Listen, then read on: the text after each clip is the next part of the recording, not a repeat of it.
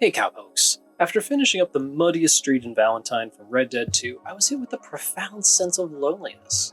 Originally, I'd hoped to fill the road with cowboys, criminals, and horses, but when you're working with such a small scale, that doesn't really work. And before we go any further, a disclaimer that this is part 2 of the Valentine diorama build, and if you haven't already done so, you should go back and watch the first one.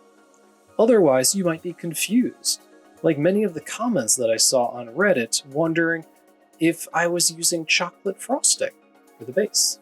Spoilers, I'm not. Anyways, to add appropriately sized people and animals to this build, I would literally need to be printing something that's 8mm tall, while looking detailed enough it's recognizable, and not be so fragile that touching it would break it to bits.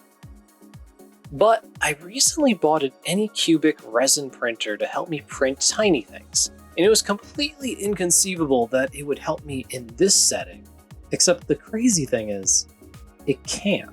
I realized it when printing a ghostified version of our favorite boat, Benchy, that I was getting ridiculously good detail at a ridiculously small scale.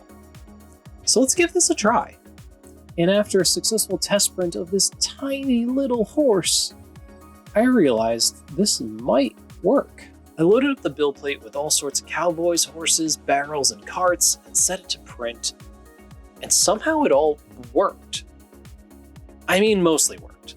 Let's be real. It worked well enough that I can do what I set out to do, but using the law of large numbers for my advantage, I printed a lot of them.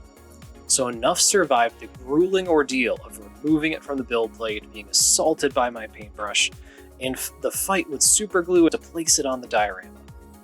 It's almost impossible to see, but I painted their pants, shirts, overcoats, weapons, skin tone, and hats distinctly into the best of my ability.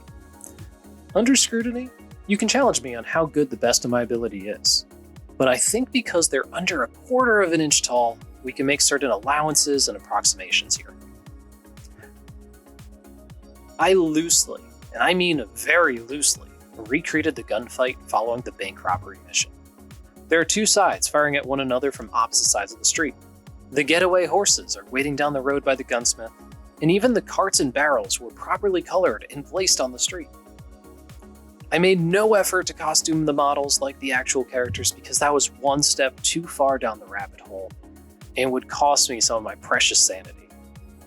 Just having them exist with all their body parts intact was the accomplishment.